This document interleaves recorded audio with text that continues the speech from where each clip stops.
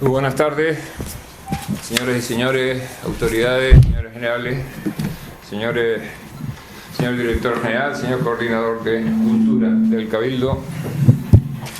Muchísimas gracias por asistir a este acto donde vamos a presentar, vamos a conmemorar la muerte de Néstor hace 76 años y vamos también a presentar la edición según el sistema de POD, que significa, si no me equivoco, Print on Demand, aunque encontrará mejores traductores del inglés que yo,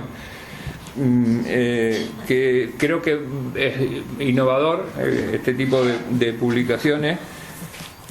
Este es el libro en papel, lo hay también en electrónico, lo podrán ver en sus ordenadores, y hoy lo presentamos a la colección dentro de esta colección de libros, dentro de una colección que se llama La Tertulia del Apolo Délfico. Yo quiero agradecer a un colega de la Junta de Dirección, a don Víctor Macías Alemán, por la iniciativa y por la realización de esta forma de editar que la Económica patrocina. Y también quiero agradecer muchísimo la extraordinaria colaboración de la directora de la Biblioteca de la Universidad de Las Palmas de Gran Canaria y de don Daniel Montes de Oca, director del Museo Néstor de Las Palmas de Gran Canaria. Y para empezar este acto, don Daniel Montes de Oca tiene la palabra para hablar de Néstor, un gran desconocido. Néstor es un gran desconocido porque solamente estamos acostumbrados a ver a ese Néstor que está vinculado a nuestra ciudad: el Teatro Pérez Galdós, el Parador de Tejeda, Santa Catalina, como vamos a ver, o el Pueblo Canario.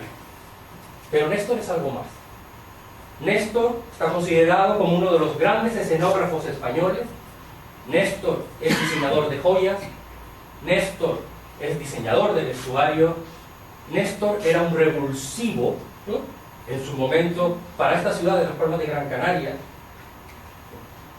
Si se dan cuenta, tiene ciertos rasgos africanoides. Era un hombre que tenía unos labios prominentes, y verán que esos labios nos van a perseguir por toda la deriva de esta exposición, y unos ojos de un hombre ávido, un hombre cultísimo, pero un hombre que veía más allá, porque él pertenecía a un movimiento que era el simbolismo, que era ver el trasmundo, ese mundo que se esconde detrás de lo aparente. ¿Pero por qué me sale esto? Por Dios. Una bonita foto de Las Palmas de Gran Canaria por el Teatro Pérez Galdós, tomada desde la torre de la catedral, en el que se puede ver cómo era la ciudad en el momento, casi, porque estamos hablando de 1890. Saben ustedes que Néstor nació en 1887 y murió en el 38, casi a punto de cumplir los 51 años. Esta es la ciudad, una ciudad provinciana. Ahora entiende uno por qué se criticó tanto la construcción del Teatro Pérez Galdós en esa ubicación. Porque ustedes imagínense las mareas del vino. Uno iba a la ópera y se tenían que remangar hasta los polizones y demás porque se mojaban al entrar al teatro. Esa ciudad vinculada al mar, pero que vivía a espaldas del mar. Aquellos viajeros que a finales del siglo XIX, principios del XX, arribaban a Las Palmas de Gran Canaria, se quedaban sorprendidos porque veían la peor fachada de la ciudad. Se quedaban estupefactos. Muchos de nosotros recordaremos todavía la Marina. La Marina era la parte trasera de la calle de Triana, y aquellos desconchados, la verdad que no era nada atractiva Las Palmas de Gran Canaria, exceptuando lo que es indudablemente lo que era Vegueta. Lo demás eran casi todo arenales. Y esta es la arquitectura por la que se enfrenta Néstor cuando era niño, cuando era pequeño. Casi toda efectuada por Navarro y Navarro, Fernando Navarro y Navarro, que es el gran arquitecto del modernismo. movimiento al que Néstor pertenece desde un principio, donde lo sinuoso, lo femenino, está representado en todas sus fachadas.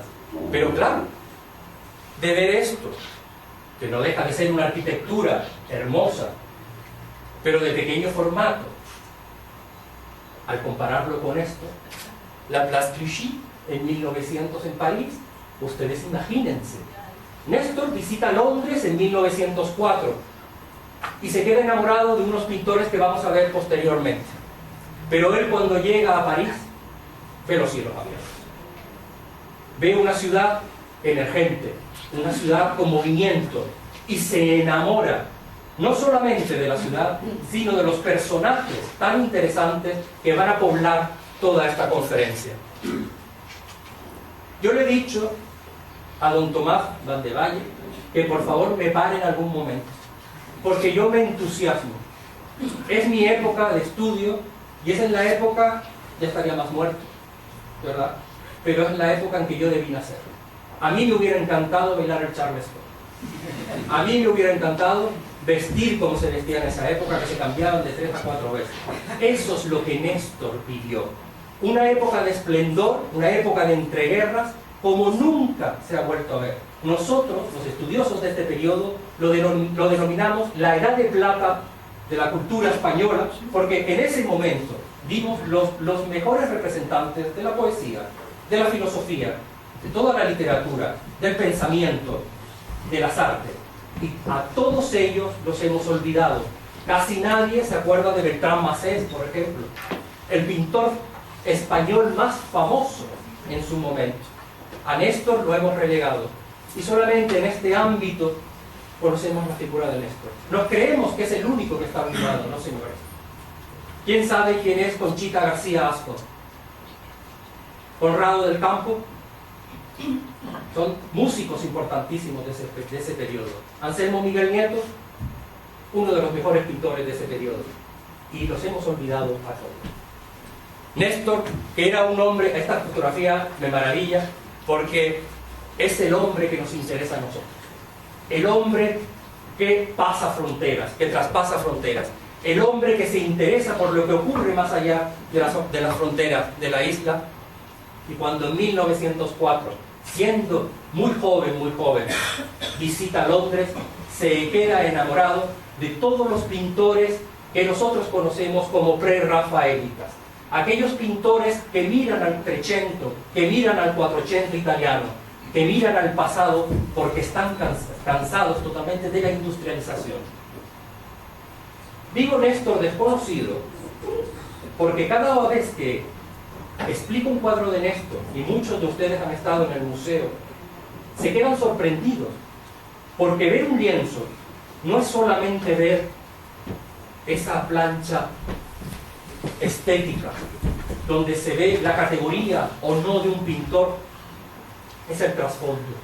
Yo tuve la suerte de estudiar con Santiago Sebastián, uno de los grandes iconólogos, el estudio de los iconos, y cuando ese hombre, yo con apenas 17 años, me pone un cuadro delante y empiezo a ver lo que hay detrás de cada cuadro, se me abrieron también los ojos igual que en esto. Ese movimiento simbolista que después veremos, bueno, ¿ustedes qué ven aquí? ¿Ven a una hermosa mujer? Pero ¿ven algo más? Hay ciertas personas que no pueden hablar porque yo sé que están muy preparados en el tema. Ven a una Venus. Miren el título. Venus Verticordia, la que maneja los corazones. Venus no deja de ser la Virgen María. Venus no deja de ser Isis. De hecho, esa transmutación de iconos, de personajes, es normal. Todas las religiones han tomado un icono que ya era conocido por todo el pueblo y lo han hecho propio. Y realmente nuestra Virgen María, fíjense ustedes lo que son las cosas, porque en las advocaciones de Venus, que no solamente había una Venus, estaba la transformadora de corazones, como era la Venus Verticordia, que se celebraba sus fiestas el 1 de abril, estaba la Acidalia, la claacina, la ericina, la felis, la genetris. Hiera, amica, armata, caelestis y áurea. Casi son las letanías.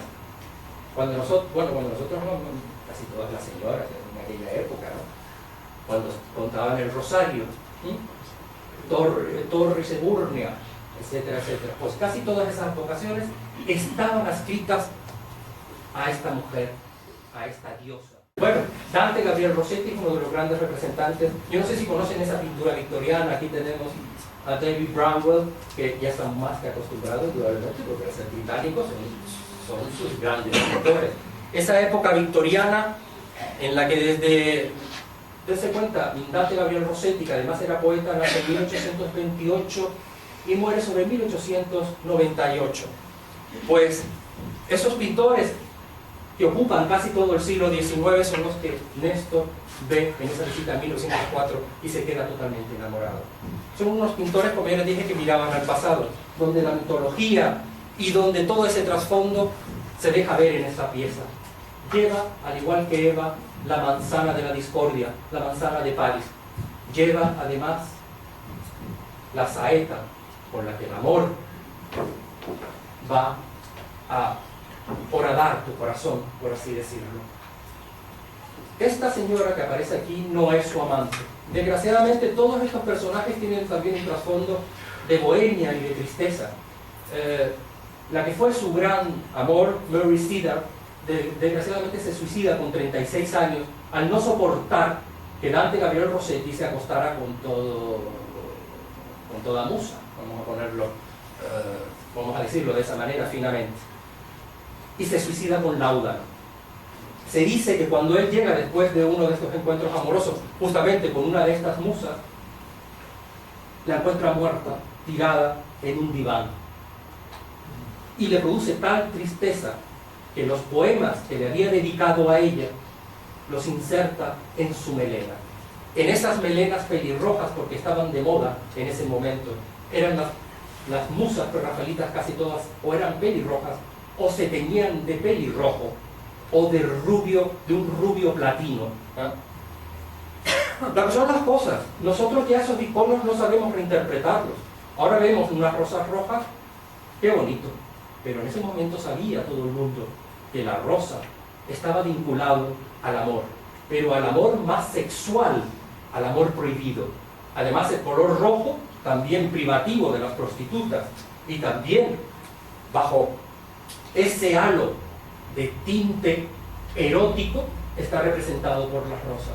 Fíjense ustedes, me darás la razón, David, tú que eres botánico, que lo que hay abajo, que lo he descubierto esta mañana, es una variedad, que lo tuve que apuntar, es una variedad de tulipán que se llama Stella Ringel.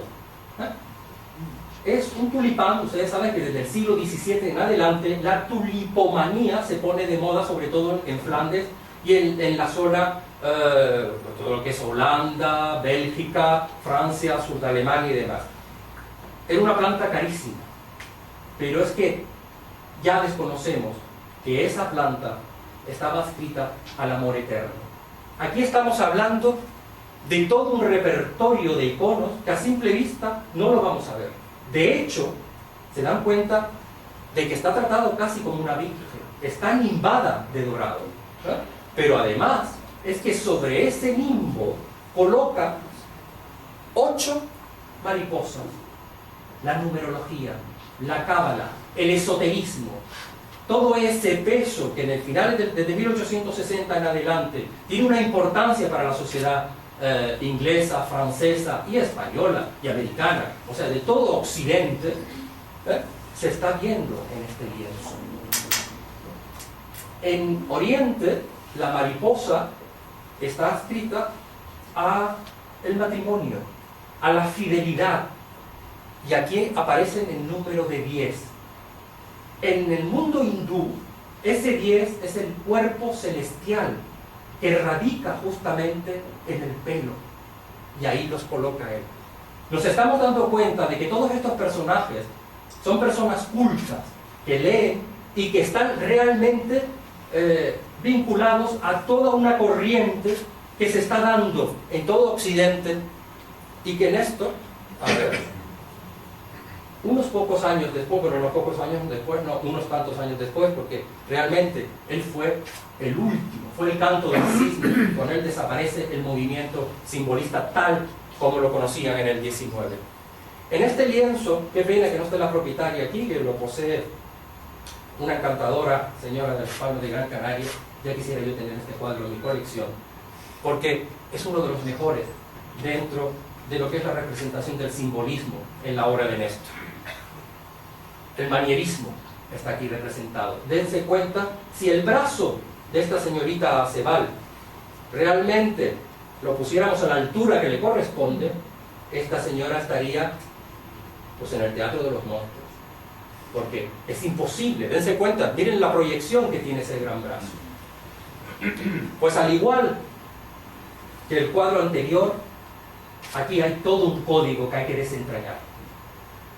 La señorita Acebal nos mira andrógina, como pudo ser también la Venus Verticordia anterior, la androginia. No nos importa que sea una mujer o que sea un hombre. Dentro del simbolismo y de la literatura simbolista, lo que importa es el ser humano. Lo que importa es lo que está trascendiendo del ser humano. Esa mujer está enseñándonos una granada abierta. Nos está exponiendo su sexo. Esta es la sangre de Dioniso. Se dice que en mitología que ese fruto es producto de la sangre derramada de Dioniso y está también afectada por el amor. Es una copia casi literal de ciertas partes de un cuadro famoso de Leonardo da Vinci, al pintor que todo el mundo miraba en ese periodo. Es la Virgen de las Rocas. El paisaje, ese trasfondo en el que aparece un río que es la vida, nuestra vida. Es esa vida que tiene un principio y que tiene un final. Si se dan cuenta, hay un desfiladero, esa es la muerte. Ahí desaparece nuestro amor, ahí desaparece nuestro conocimiento. Nos vamos hacia el averno, hacia el infinito. Esto, si no lo explica, la gente no lo ve. Como tampoco ve que en la roca hay un castillo, que es su amor al que debes de conquistar, porque en la cenefa que lleva el traje, están representados en ese ganchillo un sol, símbolo, eje del mundo, pero que en este momento está ejemplificando la figura femenina. Por regla general, en Occidente el sol es lo masculino, pero en Oriente no. Y toda esta gente estaba mirando a Oriente desde 1860, en que Japón abre sus fronteras. Y ese japonismo, y ya las chinoiseries y demás, que ya se habían puesto de moda en el siglo XVIII, están todavía muy presentes en cada uno de estos pintores. Pues hay dos personajes en ese ganchillo, con unos gorros frigios, que están peleando, peleando por el amor de la señorita Acebal. Y además aparece un león, un elefante blanco. Ese elefante blanco, adscrito también en la figura de Buda, es la fertilidad, es la bondad. ¿Se dan cuenta? Todo lo que estamos desentrañando detrás de un lienzo de Néstor. Y seguimos y seguimos. Hay una cosa, se me saltó, porque si no es que no acabamos nunca. Por regla general, todos estos lienzos tienen un trasfondo literario, como ya les dije. Y por ejemplo, el anterior. ¿Cómo me gustaría que saliera la primera? Bien. Esto es lo que escribe Dante Gabriel Rossetti, que era un famosísimo poeta además, sobre este lienzo. Mírenlo y escuchen. Ella lo tiene en su mano para dártelo, también en su corazón está el quitártelo. Musita con los ojos puestos en el vuelo de una aturdida polilla o una abeja afanada, y dice satisfecha: este es como una de ellas. Ahora la dulce manzana que sea para sus labios. Pero saca el dardo que vuelve negro el mediodía y hace andar errante para siempre. Durante un momento su mirada es triste y coqueta, pero cuando ofrece el fruto del hechizo, sus ojos brillan como cuando el chico frigio se lo ofreció a ella. Entonces un pájaro tensa la garganta y proclama el dolor, y los lejanos mares se lamentan, como una única caracola, y a lo largo de la negra arboleda arde Troya. Miren también el pájaro, un pájaro azul, el color de los simbolistas, el color de la inteligencia, el color de la Virgen María, el color de los Borbones, el color de la nobleza, de la realeza. Y este movimiento se lo debemos a este individuo. Espero no trabarme porque se llamaba en verdad, aunque aparezca ese nombre, Jean Morat, que nada, ahí se equivocaron, es 1856-1910. Olvidado ya casi por todos. Es un crítico de arte y un famoso escritor de aquel momento que realiza en 1886 el manifiesto simbolista. Ese manifiesto en el que dice: señores, miremos más allá de lo que tenemos delante de nosotros. Miremos lo misterioso que nos circunda. Olvidémonos de la educación, de las frivolidades. Miremos a un mundo que Néstor quería que convirtiéramos en toda una obra de arte, como reza en uno de los lemas que aparecen en el Museo Néstor. Este señor se llamaba Ioannes, Papa Diamantopoulos. Bueno, me salió la primera. Tuve que cerrar los ojos. Griego, de nacimiento, indudablemente con ese apellido no iba a llegar a ningún lado, y cuando llega a Francia se lo cambia. Estos son los personajes que Néstor conoció. Estos son los personajes que hacen a Néstor extraño, porque Néstor llamaba el esoterismo, llamaba la cábala, no estaba inventándose nada. Era lo que era normal en la sociedad culta de aquel periodo. Este individuo, que se llamaba Joséphine Péladan, ¿lo conoce alguien? Tú sí, porque eres francesa. Oh, mon Dieu.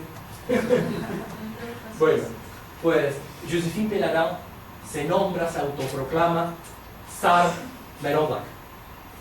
Se hace casi babilonio, se convierte en babilonio. Dese cuenta que este individuo wagneriano de pro, resulta que va a ver a la viuda de Wagner y se presenta vestido con un traje blanco, con un sobre todo color azul turquesa, unas botas de ante de gacela y un gran paraguas. Claro, indudablemente esta señora, cuando lo vio desde la ventana, dice: este loco no lo voy a recibir. Pues ese señor fue tan importante porque fue el creador, por así decirlo, de los Rosacruces, de la orden rosacruciana. Este hombre que escribió una obra importante como fue Babilonia, que no tuvo nada de éxito, por cierto, porque el pobre por donde se metía no tenía nada de éxito, exceptuando cuando actuaba realmente como eje de los Rosacruces. Ustedes se pueden imaginar quién pertenecía, quién era acólito del zar Joséphine Péladan. Pues Claude Debussy, Éric Satie, que le componían a este individuo, y ante 60.000 personas en las Tullerías hablaba de cómo debería ser el mundo, de que había que acabar con el feísmo, un feísmo al que Néstor le dolía mucho, porque si Néstor resucitara en estos momentos y ve cómo está nuestra querida isla de Gran Canaria, commit suicide, o sea, se suicida, porque hemos hecho todo lo contrario de lo que Néstor quería. Pues estos son los personajes que hacen a Néstor excepcional, porque él los conoció, muchos de ellos ya habían fallecido y muchos de ellos ya estaban olvidados, pero una parte de la sociedad todavía tenía el pozo de sus lecciones, como esta señora, Madame Blavatsky. ¿La conoce alguien? Exceptuando Fabio, que sé que la conoce mucho. Bueno, una de sus obras principales, esta es la creadora, la instigadora de la teosofía. Una mujer que, como pueden ver, en 1830, nace en 1831, muere en 1931. O sea, que vivió lo suyo. Una mujer muy criticada en su momento, pero que siendo muy joven, se casa con 17 años con un señor de 40. Ella pertenecía a la nobleza rusa, en verdad se llamaba Helena von Hahn. Lo que pasa es que se casa con el Blavatsky y se convierte en una cortesana, por así decirlo, pero no estaba cómoda. Son de esas mujeres que, gracias a Dios, rompieron moldes. Se viste de hombre, se va a Turquía. Si lo hubieran pillado, indudablemente lo hubieran corrido a gorrazos, porque entrar en una mezquita indudablemente, le suponía un gran problema. Pero ella quería conocer todas y cada una de las religiones. Se va a la India, está años en la India, se va al Cairo, recorre todo el mundo y crea esa sociedad teosófica que todavía existe. Tiene una sede magnífica en París, un edificio esplendoroso. Pues son los que hacen a Néstor también introducirse en lo que vemos ahora. Leda. La mitología es muy importante. Cuando vemos a Leda, estamos leyendo un poema de Rubén Darío. No se puede desligar de la pintura simbolista ni la música ni la literatura. Dense cuenta que El mar de Debussy se estrena el 15 del 5 de 1905, porque es un número que dentro de la simbología supone beneficio, ¿no? Supone riqueza y supone éxito. Pues Adagio. Si saben de quién es esto, les doy un premio. El cisne en la sombra parece de nieve, su pico es de ámbar, del alba al trasluz. El suave crepúsculo que pasa tan breve, las cándidas alas son rosa de luz. Y luego en las ondas del lago azulado, después que la aurora perdió su arrebol, las alas tendidas y el cuello enarcado, el cisne es de plata bañado de sol. Y sigue. ¿De quién estamos hablando? Rubén Darío. ¿Tiene usted un premio? No, porque lo ha dicho antes. Se tenía que haber callado. Se me va la pinza. Pero bueno, ¿por qué no lo recordaron? Eso es importante, si quiere decir que me están haciendo caso. Se lo aseguro. Mira, me pasó una anécdota muy simpática, porque a mí a veces de alcaldía, sea el color que sea, me llaman y me dicen: Daniel, mira, ve que viene cierta persona de la península, y si no está en la FORE, pues yo soy el segundo. Me llaman a mí y me dicen: mira, a ver que viene este grupito de señoras de Asturias y demás. Encantadoras ellas, pero claro,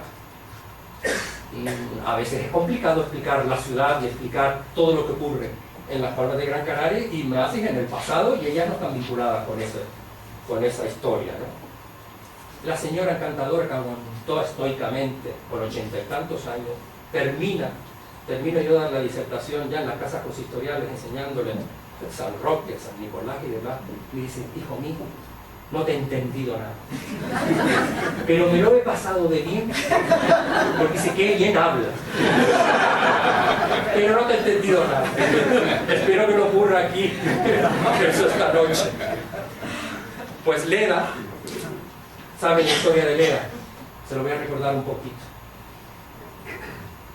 Leda es, por así decirlo, poseída por Zeus, que se transmuta en cisne. Ella, supuestamente, iba paseando tranquilamente por el río Eurotas, allí tranquilamente, porque ella había fornicado con su esposo, con el rey Píndaro. Y este aquí, que Zeus la pilla de nuevo, transmutada en cisne. Por lo cual, esa noche había hecho el amor con su esposo Píndaro y con Zeus. Date, tiene 2 hijos. ¿De quién es? ¿De Zeus o de Píndaro? Como la mitología es como es, resulta que aparecen supuestamente Dioscorus y Helena, o Dioscorus y Clitemnestra. Dos de esos 4, indudablemente, o son de Píndaro o son de Zeus. Eso la historia lo dirá. La historia dice también, la mitología narra, que los tuvo en forma de huevo, ya que él fue poseída por el cisne. Pues Néstor recoge perfectamente lo que Rubén Darío había ya relatado en poesía. Esa historia está vinculada no solamente con la mitología, sino está vinculada con esa literatura modernista a la que Néstor quería tanto. Pero si hay un cuadro, Epitalamio, 1909, Epitalamio, saben que el epitalamio es una especie de poesía que se suele cantar se cantaba de hecho cuando los novios ya entraban en el aposento, en la época clásica, tanto en Grecia como en Roma, y fuera había un coro de jóvenes con unas flautas, unas cítaras, ustedes imaginen, entraba uno para... y aquí todos aquellos afuera con todavía cantinela. Pues Néstor utiliza el nombre de Epitalamio porque le da pie para utilizar la androginia, la mitología, el ocultismo, la cábala, con todo eso que les he dicho. Él se está casando con las artes, se está casando consigo mismo. Si se dan cuenta, ¿qué es? Hombre, mujer, no se sabe. Pero cuando empezamos a indagar a esos dos personajes, el que aparece como un ser romántico, que aparece casi como un Lord Byron, se está casando con esas artes, en la cual su traje está cuajado de camafeos. Esos camafeos están haciendo un relato al pasado, están recordando de que nosotros somos deudores de ese mundo grecolatino que no debemos de olvidar. Al lado, esos tres putis, muy de Botticelli, hay que decirlo, están recogiendo toda la feracidad, supuestamente, de las Islas Canarias. Pero están soportados por tres putis, no por 4 ni por 5, sino por 3. El número 3 tiene la capacidad de unirse a la Trinidad. Esa Trinidad es porque Dios nos ha bendecido, supuestamente, a esta tierra con toda esta riqueza. Dense cuenta que la familia de Néstor, parte de la familia de Néstor, su padre, hizo fortuna con las exportaciones. Y desde 1802 en adelante, el Canary Wharf en Londres estaba recibiendo todos esos productos. No solamente plátanos, sino uvas, se recibía pepinos, se recibía de todo. Nosotros no creíamos que solamente exportábamos tomate. No, exportábamos muchísimo más. Entonces, esa feracidad de las islas está ahí recogida. Néstor, que era un hombre culto, un hombre que recorrió mundo, un hombre viajero, está colocando además dentro de ese cuadro Versalles, Santa María de la Salud, y está haciendo un guiño en el arco central a Velázquez. ¿Qué es? La Villa Medici. Con lo cual, ver a Néstor es ver más allá de lo que simplemente aparece en el primer plano. Si les digo que cada una de las joyas está también vinculado a un dios, a Isis, a Zeus, etcétera, etcétera, de que al final no son 3 personajes solos, sino que son 5, y ya les dije lo importante del número 5 dentro de la cábala. Pero claro, cuando ya nos metemos en el amanecer, que saben perfectamente que es el nacimiento del ser humano, el mediodía, aquí se suelen quedar muy sorprendidos, porque cuando explicamos, tanto doña Lidia Ojeda, que es la directora del departamento pedagógico, como yo, que lleva 26 años explicando ese museo, y que es, por así decirlo, mi mano derecha, mi encéfalo derecho. Yo sin ella no soy nada, entonces hay que reconocerlo. El museo no sería nada si no llega a ser por la familia, que también está aquí representada, que nos apoya, y por las personas que estamos haciendo todo lo posible para que ese museo salga adelante con una pecunia un tanto pobretona, por así decirlo. Pero bueno, hacemos ese trabajo porque realmente nos gusta. Y porque cada vez que vemos a alguien que sale contento del Museo Néstor, nos damos cuenta de que hemos triunfado de alguna manera.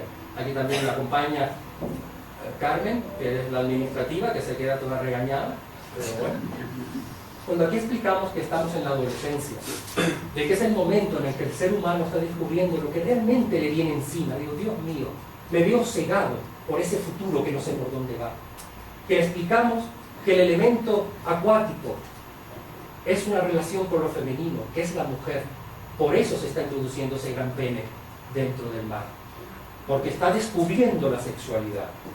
Y Néstor, casi veladamente, utiliza a esos seres andróginos, como siempre, porque es una carta de presentación del simbolismo.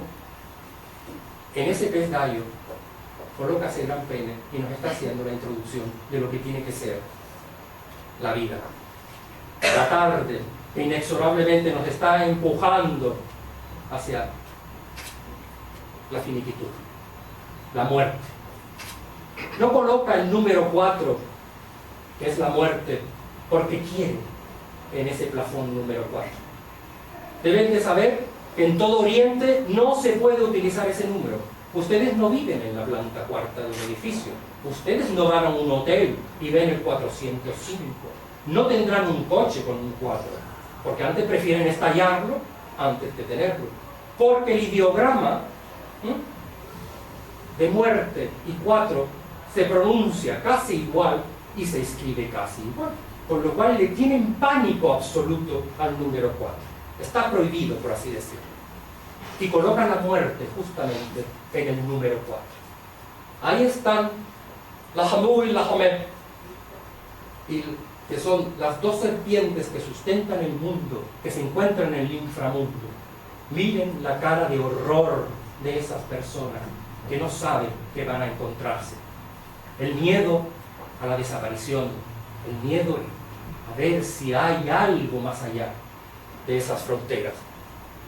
Una de las mejores representaciones seleníticas, o sea, de la luna, que se han hecho dentro de la historia del arte. Néstor va más allá. Cada lienzo mide 126 por 126. La suma de esos dígitos da 9. 3 veces 3, 3 veces Dios, 3 veces la Trinidad. Y Néstor, como cualquier pintor de su momento, está también recuperando un repertorio que viene del ukiyo-e, del grabado japonés.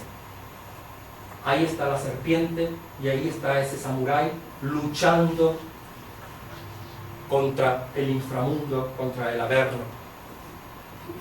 Van en borrasca, y aquí vemos a uno de los personajes más famosos japoneses, Kintaro. Kintaro viene a ser como el Hércules para nosotros, pero en chiquitito, el niño chico.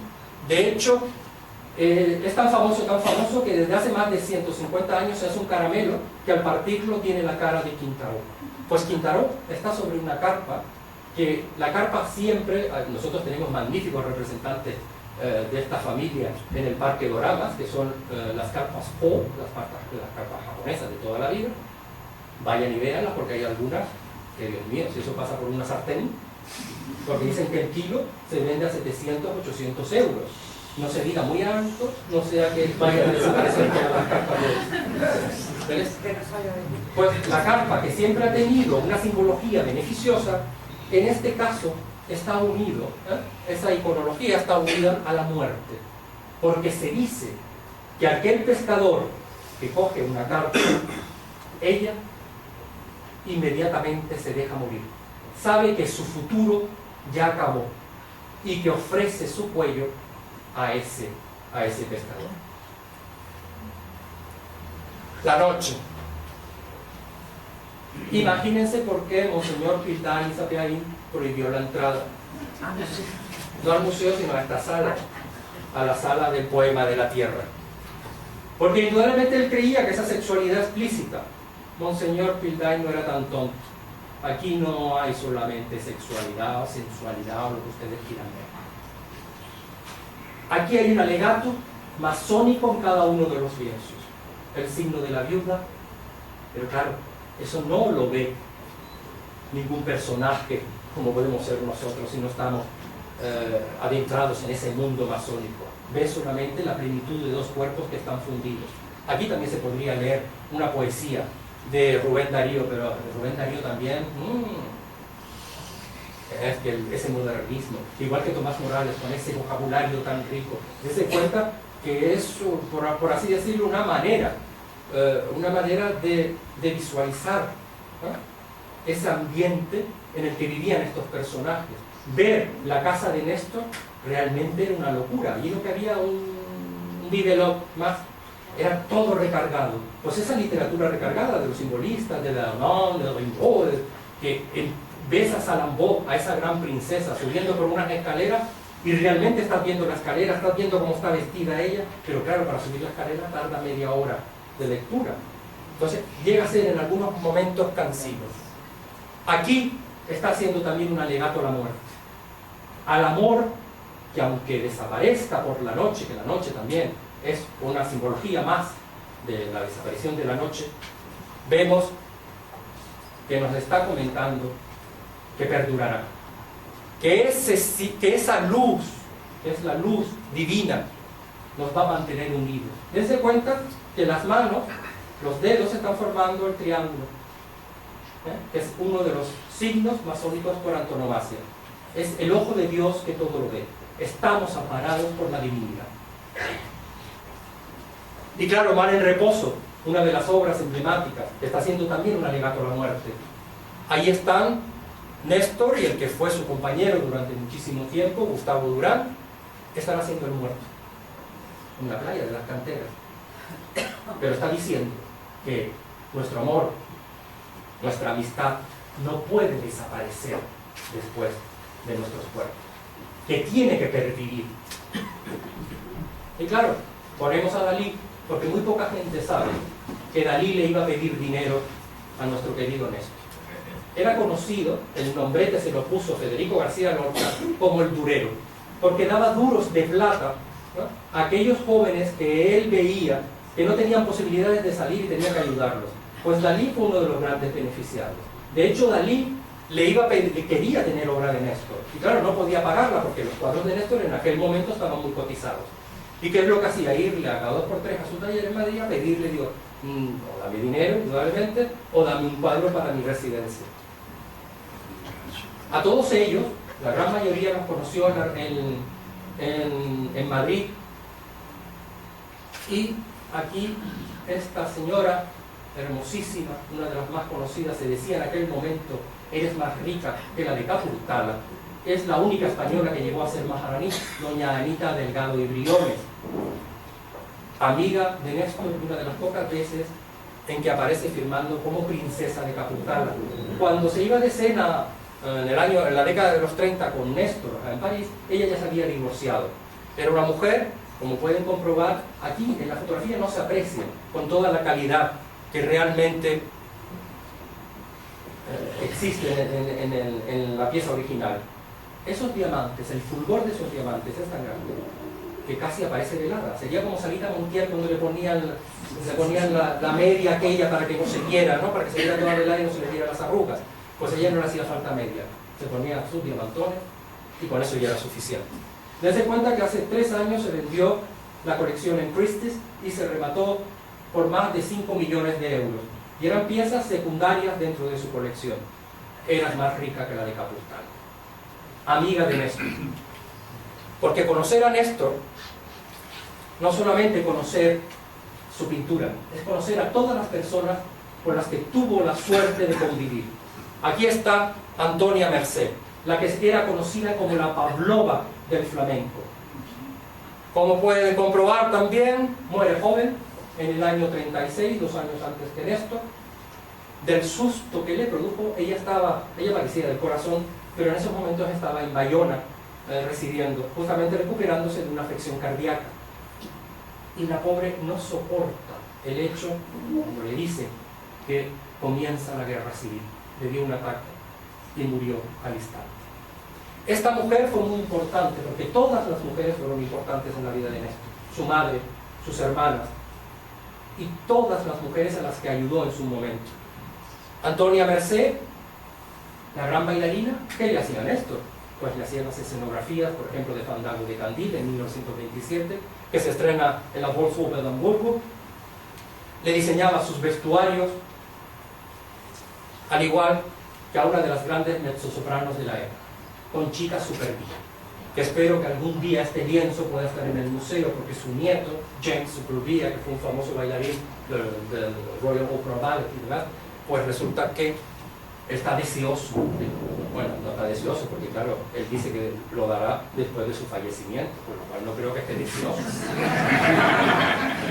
Pero y sí que está deseoso de que nosotros recibamos este legado, ¿no? Pues ese traje, muchos de estos trajes todavía se conservan. Para mí fue todo un hallazgo cuando se hace una exposición en Madrid que se llamaba Flamenco, Arte y Vanguardia, en la que aparecían todos los grandes artistas, porque desde cuenta, hasta Picasso retrataba a la mujer española, lo que pasa es que después se le fue la pinza y ya empezó con el cubismo, pero al principio retrataban a estas mujeres con sus mantillas, porque era el prototipo de mujer que se estaba dando por la moda y que se estaba dando hasta por el cine. Aquí estaba Dolores del Río. Hablar de Néstor es también hablar del cine. De hecho, el pueblo canario, ya lo veremos, es un set cinematográfico. Pues estos trajes se conservan en la Biblioteca Nacional de París. Yo lo desconocía. 4 de ellos en París y 2 en el Enrique Larreta de Buenos Aires. Y claro, estamos viendo personajes que indudablemente fueron amigos de Néstor, porque esta señora que nadie recuerda, Tórtola Valencia, si les digo Mirurgia, muchos de ustedes se acuerdan de los perfumes de Mirurgia, porque los tenía hasta mi abuela. A mí me encantaba abrir las gavetas y oler maderas de Oriente. ¿Eh? Aquel olor tan rico, ¿verdad? Aquellos jabones aceitosos. Pues esta señora que aparecía en la carátula de los perfumes de Mirurgia. Tórtola Valencia, introductora del budismo en España, se casa con la que fue su secretaria, bueno, no, adopta a la que fue su secretaria, pero realmente fue su amante. Una mujer importantísima en aquella época porque revolucionó el ballet español, y hoy nadie se acuerda de Tórtola Valencia, al igual que a nivel general nadie se acuerda tampoco de Néstor, ni de Antonia Merced, ni de ninguno de estos personajes. Este es el Néstor desconocido. El Néstor estaba alrededor de la vanguardia literaria, Federico García Lorca, el que acuñó el término de durero porque daba duros de plata, de Isaac Albéniz. ¡Qué casualidad! Esta mañana me percaté de un dato. Isaac Albéniz muere en 1909 en un pueblito al sur de Francia con 49 años. Y Granados fallece también con 49 años. Fueron junto con Falla, fueron la tríada capitolina que conformaron su mundo, y también Gustavo Durán indudablemente, pero fueron los 3 grandes artífices de lo que fue la escenografía para Néstor. Estamos viendo un Néstor desconocido, aquel que estaba unido al teatro de tal manera que no podía vivir sin esas candilejas. Lo que son las cosas, me puse a recordar tanto a Albéniz, porque nosotros participamos en Conde Duque, lo que pasa es que después no trasciende la obra que hacemos en el museo para que la obra de Néstor vuelva a tener el espacio y que no esté olvidado. Estuvimos en el Conde Duque en el centenario del fallecimiento de Isaac Albéniz. Y la historia de Granados, no me digan que no es hermosa. Desgraciadamente, cuando él estaba en Nueva York y le dice Wilson, que era el presidente en aquel momento, que por favor no retorne a España porque le van a dar un homenaje, él no sabía que estaba sentenciando su muerte, porque esos días fue lo que supuso que con ese trasmayo tuviera que retrasar su viaje de regreso a España 3 días. Cuando en el Sussex, ustedes saben que en 1916 él era uno de los pasajeros y fue bombardeado por un torpedero, por un submarino, alemán. Él vivió, lo rescataron, pero cuando vio a su esposa que se estaba ahogando, se tiró a rescatarlo y una gran ola los engulló a los 2. Eso fue una gran tragedia, no solamente para la música en España, sino en todo el mundo, porque justamente 15 días antes había tenido su gran éxito con Goyescas. No me digan ustedes que a veces el destino es de una crueldad inusitada. Y claro, en 1937, ya estaba Néstor diseñando lo que era el pueblo canario, ese gran set cinematográfico que podía estar en cualquier película americana. Miren las tartanas. Anda, aquí se me cortó. En la parte de abajo justamente aparecen las tartanas que tanto revuelo han formado, porque parece de jerezano. Eso ya lo había diseñado Néstor en el año 37. Es que sin darnos cuenta estamos rescatando todo un repertorio que estaba ahí olvidado, solapado, y que espero que con este libro, que gracias a la Universidad de Las Palmas de Gran Canaria y a la Real Sociedad Económica de Amigos del País han rescatado. Porque hablar de Néstor es hablar de nuestra tierra. Él dijo, por favor, no cometamos errores tan grandes. Por ejemplo, fíjense ustedes, aquella es una de las pocas imágenes en aquella esquinita donde se ve uno de los antiguos torreones del Hotel Santa Catalina. Ese edificio que desde 1888 nos está acompañando en la ciudad, que pertenecía a la Grand Canal Company. y que fue hecho por un gran arquitecto escocés que murió justamente muy joven al poco tiempo de hacer el Hotel Santa Catalina, el primero, claro, naturalmente, porque el segundo saben ustedes que es de la década de los 50 y es de su hermano Miguel. Esa arquitectura que él recrea para que los turistas de calidad que vinieran a visitar las Palmas de Gran Canaria pudieran encontrar un lugar en el que se proyectaran los productos que se vendían en toda la isla y rescatarlos del olvido, porque ya en ese momento tanto el folclore, la vestimenta y los trabajos de artesanía estaban casi olvidados. Él lo que quería era rescatar, como habían hecho los escoceses con el Art and Craft, un movimiento en el que revaloriza todo lo artesanal. Él quería que eso ocurriera en las Palmas de Gran Canaria y en las islas en general. Pero es que esto no es nada novedoso. Lo que estamos viendo es una arquitectura que ya se estaba haciendo en Estados Unidos, parece mentira. Néstor estaba retratando una arquitectura que se denominó después Neocanaria, junto con su hermano Miguel, pero eso es por así decirlo, un símil de lo que se había hecho a finales del siglo XIX y principios del XX en Estados Unidos, sobre todo en la zona de California, en toda la Florida, que era el Mission Style, o sea, el estilo misión, el de recuperar todo ese repertorio español y en algún momento parte italiano que se había dado en América, pues con la colonia. Lo que estamos viendo es casi el parador de Tejeda, si se dan cuenta. Las arcadas, que desgraciadamente, porque parece que hay ciertas personas o cierta parte, no sé si de la intelectualidad, de la política indudablemente. A mí me ocurrió un hecho, y con esto me pillo yo, cuando se inaugura el parador de Tejeda, se me acerca un político y me dice, estarás contento. Y yo muy serio me quedo mirando y digo, ¿contento de qué? De haber destruido la obra de Néstor y de Miguel Martín Fernández de la Torre, donde no se reconoce la obra ni de uno ni de otro. Eso es estar contento. Es estar contento ver un sillón Luis XIII en Tejeda. No, eso no era lo que quería Néstor.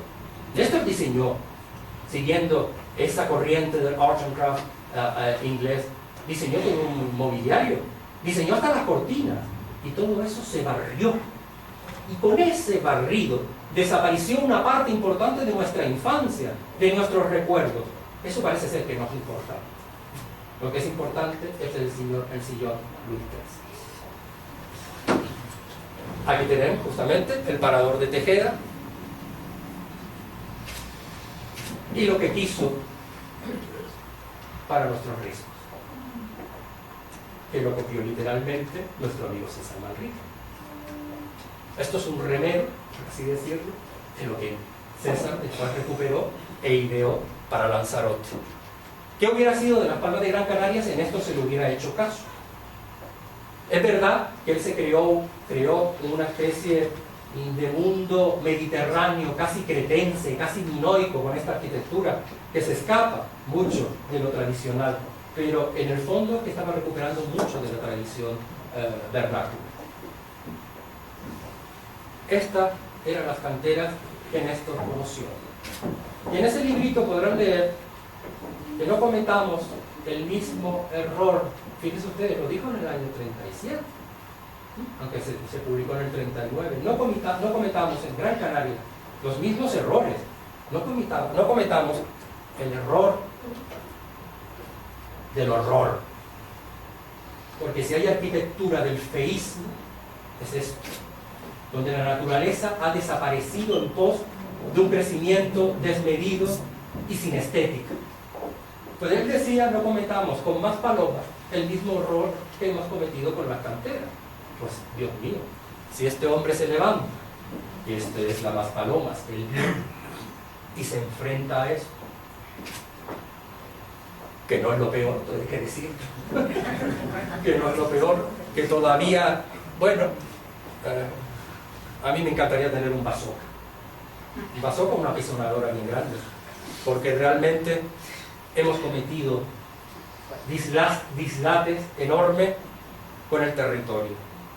Y Néstor es algo más. Le dije los besos del principio. Yo pongo mi mano en el fuego, de que estos son los labios de él. De que como Marilyn Monroe, él cogió, se los pintó y besó el papel. Néstor Néstor es algo más de lo que hemos visto. Néstor es diseño también, diseño industrial. Esto lo ideó en 1929 para unos grandes almacenes norteamericanos que quebraron en el 29 en el Wilhelm Store. Y Néstor es Guerlain. Mixopo, que aquí lo traigo, es un perfume muy de moda en la década de los 20. Rector, muy buenas tardes. Buenas tardes, María.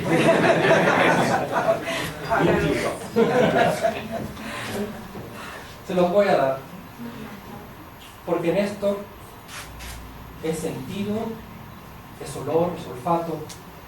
Porque este es el olor del perfume de las grandes damas de la época de Néstor.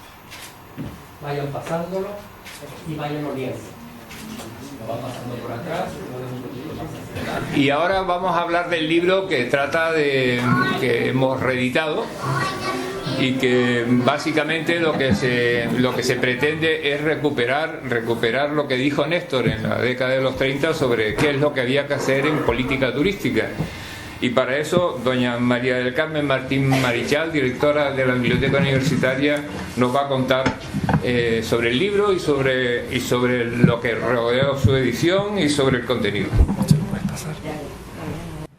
Bueno, buenas noches a todos y gracias por acompañarnos en esta noche en la que no solo, como hemos visto, vamos a presentar el libro Habla Néstor, sino que además conmemoramos el 76 aniversario de su fallecimiento.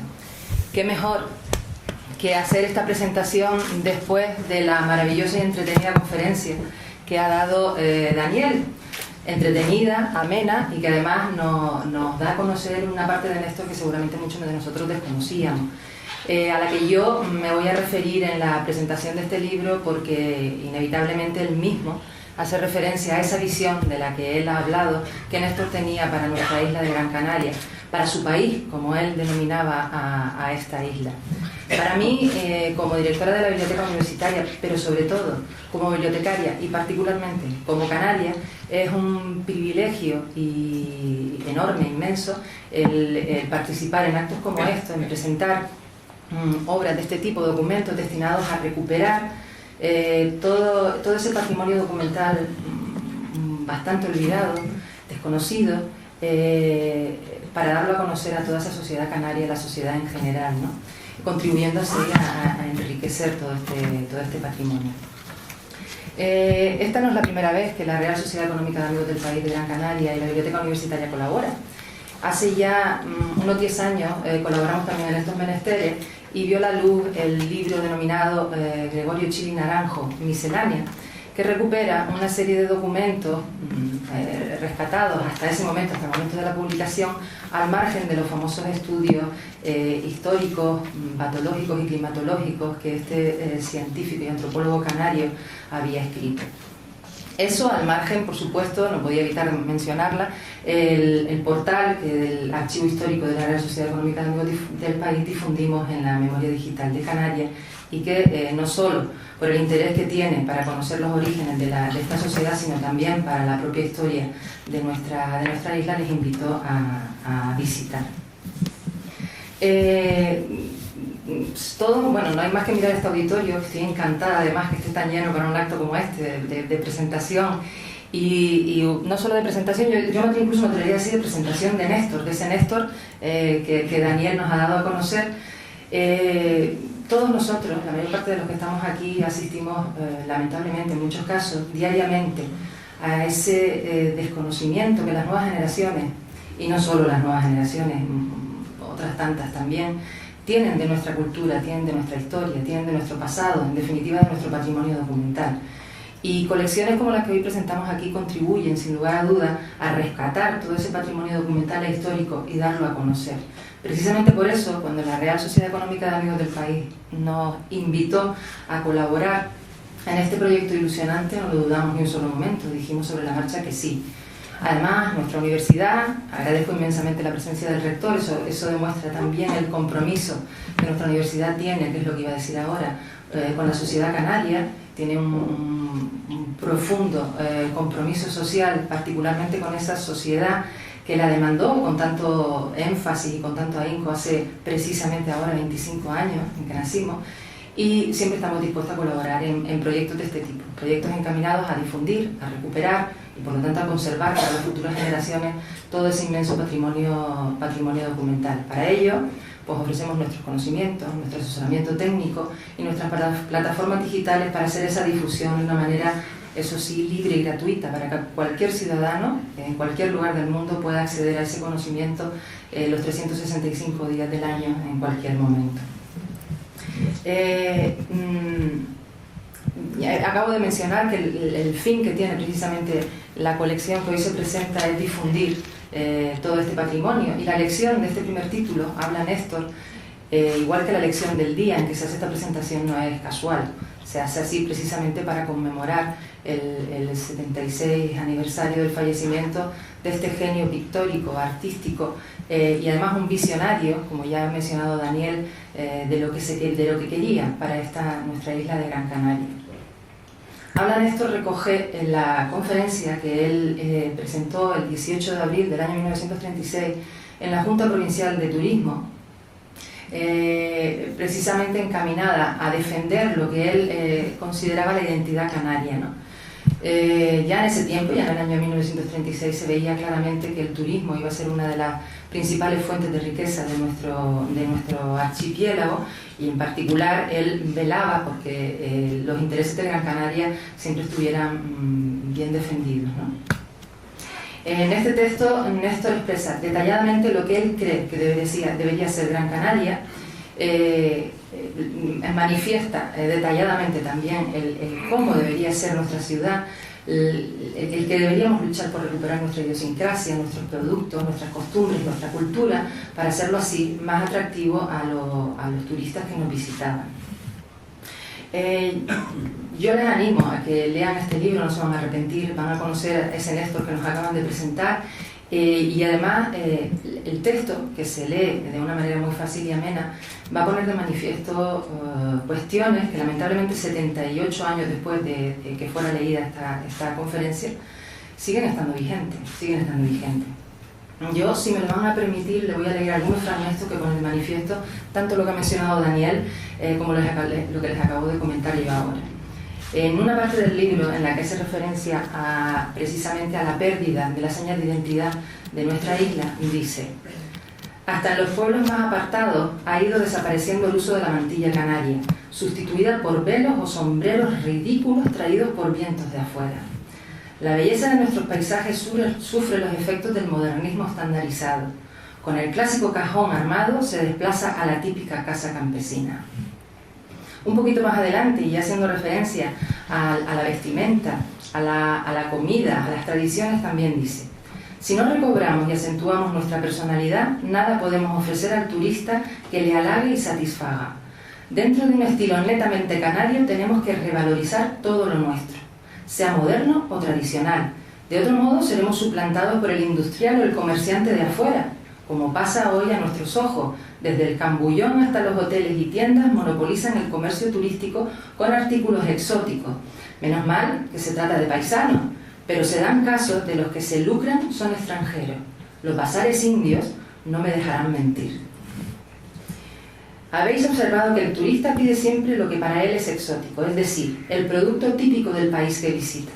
Si acompañáis a cualquier viajero en gira por el interior de la isla y os tienta el deseo de ofrecerle una sencilla merienda en la tienda mejor surtida que se encuentra en el paso y pedís vino del monte, os dirán que solo tienen Jerez, Oporto, Málaga, sin que falte naturalmente el whisky, en sustitución de nuestra original y exquisita guindilla. Y ya por último, el último párrafo que he seleccionado hace referencia a esa imagen de la capital y de nuestros pueblos que se encuentra el turista cuando llega a nuestras islas. Él propugnaba un embellecimiento de los accesos a los pueblos, a las ciudades, con plantas autóctonas, con una imagen similar como la que presentaba Daniel ahora, y dice en concreto: en cuanto al color de la ciudad y de los pueblos, resalta por lo general un marcado mal gusto. Se hace necesario imponer resueltamente el blanqueo con cal de las fachadas de la vivienda. De hecho, este blanqueo, que se llamaba albeo, él después manifiesta su malestar porque se pervierte un poco el significado de la palabra al utilizar el albeo para pintar con cualquier color, cuando realmente hacía referencia a albear las casas con cal, con color blanco. La conferencia que recoge el libro que hoy presentamos, inicialmente después de esa conferencia del año 1936, se publica por primera vez en forma de folleto 2 años después un año después de su fallecimiento, en el año 1939. El folleto tenía 8 páginas y además tenía el prólogo de Domingo Doreste, frailesco. También posteriormente se publica en formalidad de artículos en la desaparecida revista Guairo, y estas 2 publicaciones, al igual que la revista Guairo, la tienen también a texto completo en la memoria digital de Canarias.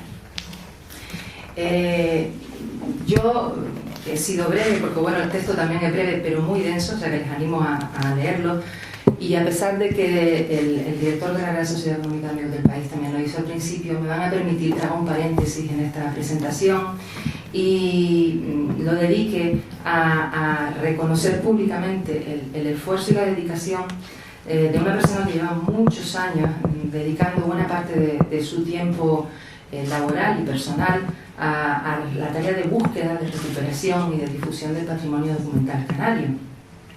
De hecho, el que hoy estemos aquí presentando este acto precisamente se debe a su buen hacer. Me estoy refiriendo a Víctor Mesías Alemán, que es el compañero y bibliotecario de la Universidad de Las Palmas de Gran Canaria, responsable de la sección de informatización, que además gestiona, entre otras herramientas, los repositorios Memoria Digital de Canarias, Acceda y Jabre. Víctor, mi más sincero reconocimiento.